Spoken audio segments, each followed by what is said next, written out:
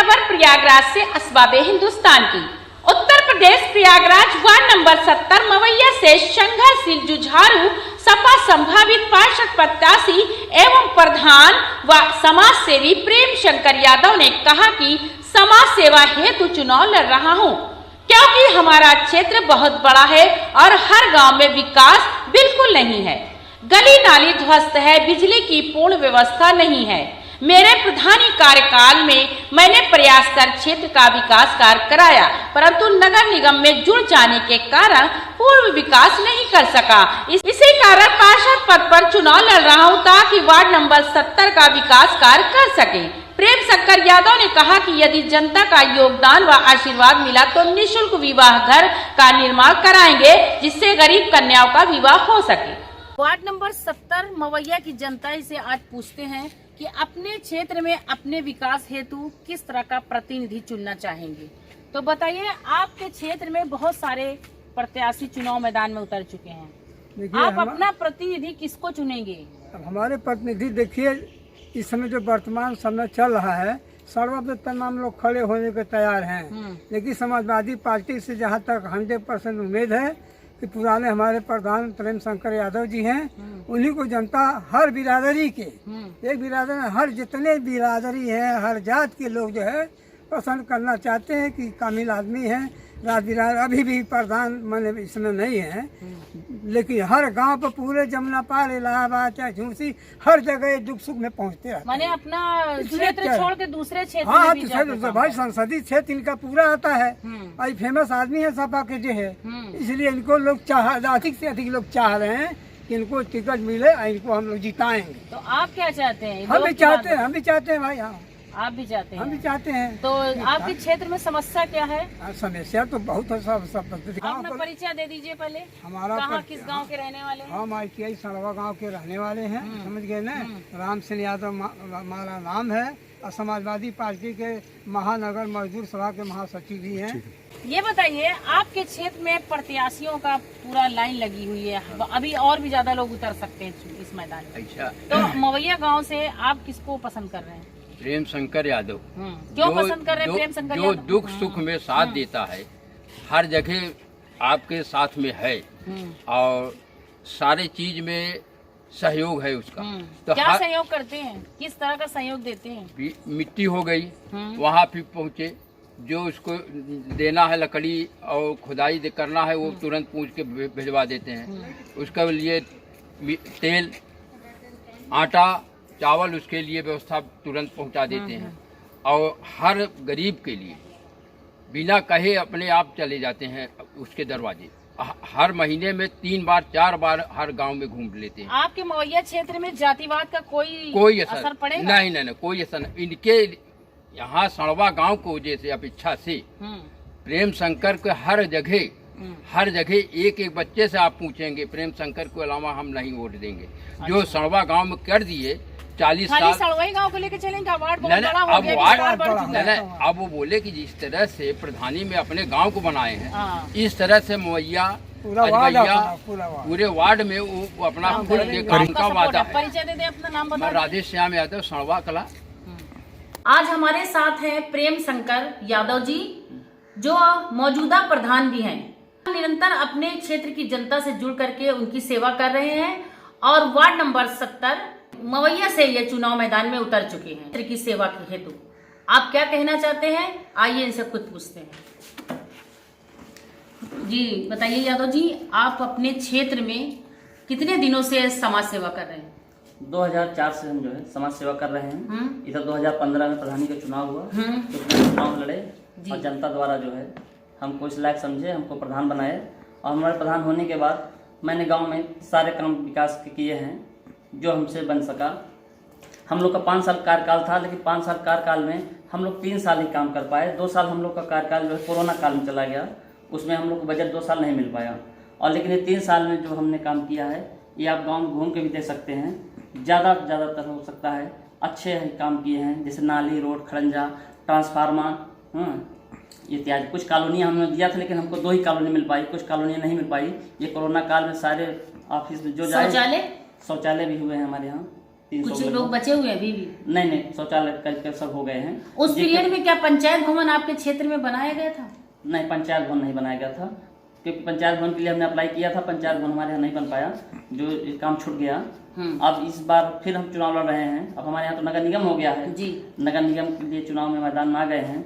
अगर पुनः जनता अगर हमको इस लायक समझेगी, अगर हमको यह भार संभालने को देगी, तो हम सर्वप्रथम अपना ये रहेगा, इस गांव में अगर कहीं हमको ज़मीन मिल जाती है तो हम एक जो गरीब तबके के लोग हैं, हमारे भाई बहन मजदूर लोग हैं, एक हम चाहेंगे कि यहाँ गेस्ट हाउस के रूप में बन जाए, जिससे वहाँ की हमारी माताएं बहनों को जो दूर जाना पड़ता है या जगह नहीं मिल पाती है, उनके शादी विवाह के लिए निःशुल्क सेवा देना चाहेंगे जी। ये आपकी पहली प्राथमिकता रहेगी जी। और उसके आगे दूसरी प्राथमिकता क्या होंगी? आपके क्षेत्र में क्या समस्या सबसे बड़ी जिसको आप भी उसी के साथ पूरा करना चाहते हैं? अब जैसे कुछ रोड नाली खंजाएं ज्यादातर हैं, ये लोगों के यहाँ आने जाने में, जैसे हमारे बेलौट एक ग्राम सभा बगल में है, यहाँ जो ज्यादातर नाली और रोड की समस्या है। अभी मैं गया था उस दिन, तो पानी में लोग अभी जाते हैं घूमकर, तो वहाँ नाली और रोड की बहुत ज़्यादा समस्या है।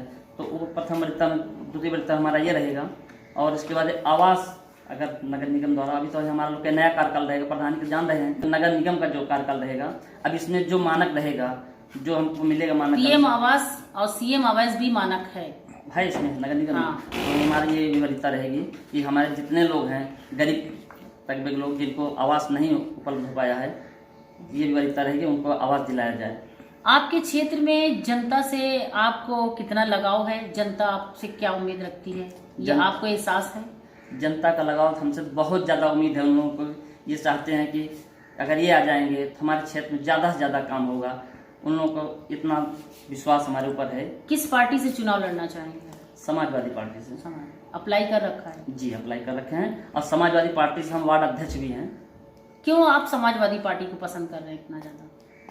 अब इसके पहले समाजवादी पार्टी ही थी, हमारे बड़े भाई साहब थे, वो भी समाजवादी थे, पिताजी हमारे समाजवादी से लगातार जुड़े रहे हैं। माननीय अखिलेश जी ने जो काम किया है बच्चों के लिए, लैपटॉप, कन्या विद्या धन, और ये क्या बोलते हैं, समाजवादी पेंशन, सारी सुविधाएं, और गरीब बच्चियों के लिए शादी विवाह के लिए अनुदान, इसलिए जो है हम लोग क्षेत्र में आपने घूमा है क्या?